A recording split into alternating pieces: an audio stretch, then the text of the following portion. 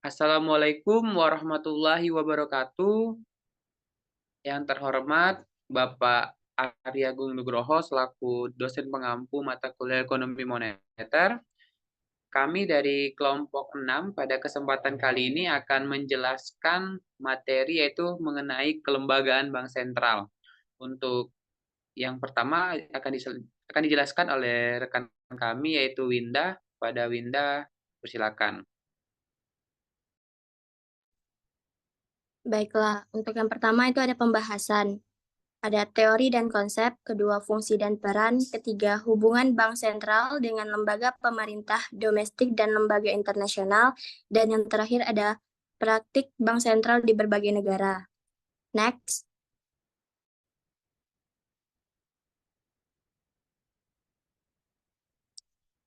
Teori dan konsep. Bank sentral adalah lembaga yang bertanggung jawab atas kebijakan moneter suatu negara. Konsep dan teori kelembagaan bank sentral mencakup berbagai aspek seperti otonomi, transparansi, akuntabilitas, dan independensi. Bank sentral harus mampu mengatur jumlah uang beredar, mengendalikan inflasi, serta menjaga stabilitas sistem keuangan. Teori-teori tentang bank sentral berkembang seiring waktu, mengikuti perkembangan ekonomi dan kebijakan moneter global. Beberapa teori yang terkenal termasuk teori bank sentral independen, teori transmisi kebijakan moneter, dan teori efisiensi pasar. Selanjutnya akan dijelaskan oleh Lucy Utari. Untuk Lucy, dipersilakan. Baiknya, selanjutnya ada konsep dan teori kelembagaan bank sentral meliputi beberapa aspek kunci.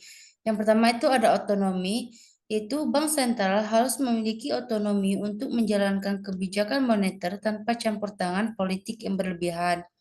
Ini penting agar kebijakan moneter dapat dijalankan secara efektif dan konsisten. Kedua itu ada transparansi, yaitu bank sentral perlu menjadi transparan dalam keputusan dan tindakan mereka. Ini membantu pasar dan masyarakat memahami tujuan dan alasan di balik kebijakan moneter yang diambil. Yang ketiga itu ada akuntabilitas. Bank sentral harus bertanggung jawab atas tindakan dan keputusan mereka. Ini berarti mereka harus siap memberikan pertanggungjawaban kepada publik, pemerintah, atau badan-badan lain yang relevan. Selanjutnya ada peran sebagai pembuat kebijakan. Bank sentral memiliki peran kunci dalam menentukan kebijakan moneter negara yang meliputi pengaturan suku bunga, kontrol inflasi, dan intervensi dalam pasar keuangan untuk menjaga stabilitas. Selanjutnya ada independensi. Independensi adalah prasyarat penting bagi bank sentral untuk menjalankan kebijakan moneter secara efektif.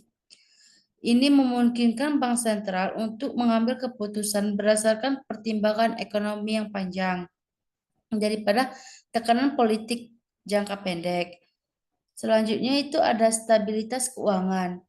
Bank sentral bertanggung jawab untuk menjaga stabilitas sistem keuangan.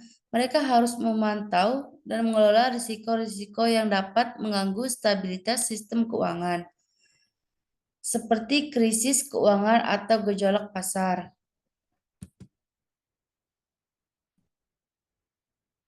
Selanjutnya ada fungsi dan peran. Yang pertama ada tuh kontrol moneter. Salah satu peran utama bank sentral adalah mengendalikan jumlah uang beredar dalam perekonomian. Ini dilakukan melalui kebijakan moneter seperti menetapkan suku bunga, mengatur cadangan bank, dan melakukan operasi pasar terbuka. Selanjutnya itu ada pengaturan stabilitas harga. Bank sentral bertanggung jawab untuk menjaga stabilitas harga dengan mengendalikan tingkat inflasi. Mereka menggunakan berbagai instrumen kebijakan moneter untuk mencapai target inflasi yang ditetapkan. Selanjutnya ada tuh pengaturan stabilitas sistem keuangan. Bank sentral memiliki tanggung jawab untuk menjaga stabilitas sistem keuangan negara. Mereka memantau dan mengelola risiko-risiko sistemik yang dapat mengganggu stabilitas keuangan seperti krisis perbankan atau krisis pasar keuangan. Selanjutnya itu ada penyediaan layanan keuangan bagi pemerintah. Bank sentral sering bertindak sebagai bank bagi pemerintah. menyediakan layanan keuangan seperti pengelolaan dana dan pembiayaan defisit anggaran. Selanjutnya itu ada pengaturan sistem pembayaran.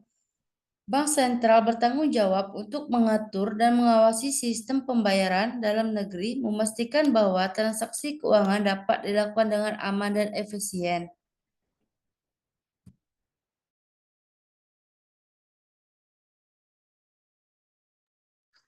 Selanjutnya akan dijelaskan oleh rekan kami yaitu Sultan Edrian. Kepada Sultan dipersilakan.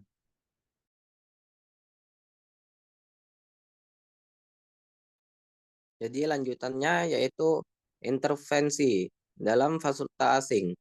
Bank sentral dapat melakukan intervensi dalam pasar valuta asing untuk mempengaruhi nilai tukar mata uang nasional, menjaga stabilitas ekonomi atau mencapai tujuan kebijakan tertentu.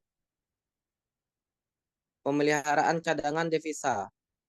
Bank sentral biasanya bertanggung jawab untuk memelihara cadangan devisa negara yang digunakan untuk menstabilitas mata uang nasional, membayar utang luar negeri, dan melindungi ekonomi dari tekanan eksternal.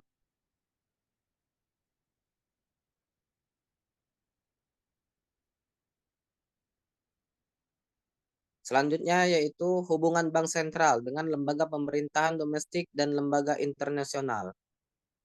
Hubungan bank sentral dengan lembaga pemerintahan domestik meliputi yang pertama yaitu kebijakan moneter. Bank sentral bertanggung jawab untuk merancang dan melaksanakan kebijakan moneter dalam kerangka kerja yang disepakati dengan pemerintah. Hal ini mencakup pengendalian inflasi, pengaturan suku bunga, dan pengelolaan mata uang. Yang kedua, stabilitas keuangan, yaitu bank sentral bekerja sama dengan pemerintah dalam menjaga stabilitas keuangan negara, termasuk pengawasan terhadap lembaga keuangan dan sistem pembayaran. Yang ketiga, ada pengelolaan utang publik, di mana bank sentral seringkali terlibat dalam pengelolaan utang publik, termasuk penerbitan obligasi pemerintahan dan pengelolaan cadangan devisa negara. Konsultasi yang keempat yaitu konsultasi dan kerjasama. Bank sentral memberikan masukan kepada pemerintah mengenai kebijakan ekonomi dan keuangan, serta berkolaborasi dalam merespon perubahan kondisi ekonomi. Untuk selanjutnya itu akan dijelaskan oleh Delvero. Untuk Delvero dipersilakan.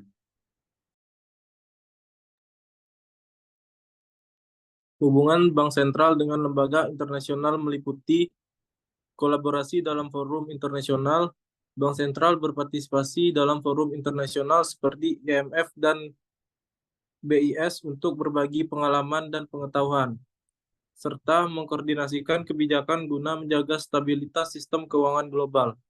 Standarisasi dan kerjasama bank sentral berkolaborasi dengan lembaga internasional dalam menetapkan standar dan praktik terbaik dalam hal kebijakan moneter, penguasaan keuangan, dan stabilitas sistem keuangan. Pengembangan kapasitas bank sentral mendapatkan dukungan dari lembaga internasional dalam pengembangan kapasitas, termasuk pelatihan personel, pembaruan teknologi, dan perbaikan infrastruktur keuangan.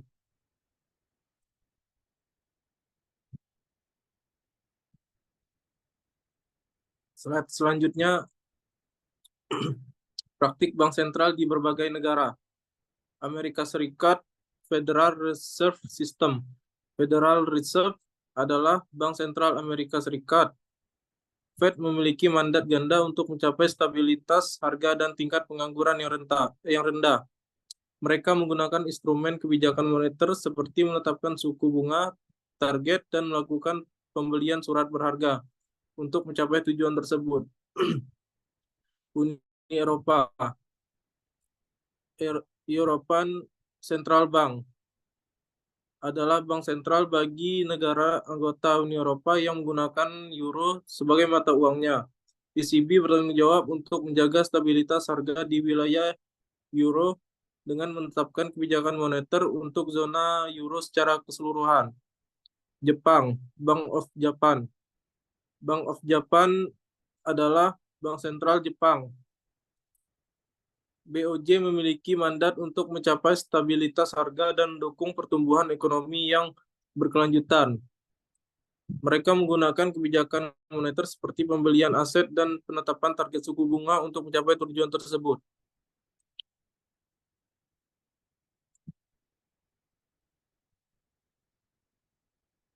Lanjutan, Cina, People Bank of China. People Bank of China atau PBOC adalah bank sentral Cina. Selain bertanggung jawab untuk mengatur kebijakan moneter, PBOC juga terlibat dalam mengatur sektor keuangan, mengawasi bank-bank komersial, dan menjaga stabilitas sistem keuangan. India, Reserve Bank of India. Reserve Bank of India atau RBI adalah bank sentral India. RBI bertanggung jawab untuk menjaga stabilitas harga dan sistem keuangan, serta mempromosikan pembangunan ekonomi yang seimbang. Mereka menggunakan kebijakan moneter seperti menetapkan suku bunga dan mengatur cadangan bank untuk mencapai tujuan tersebut.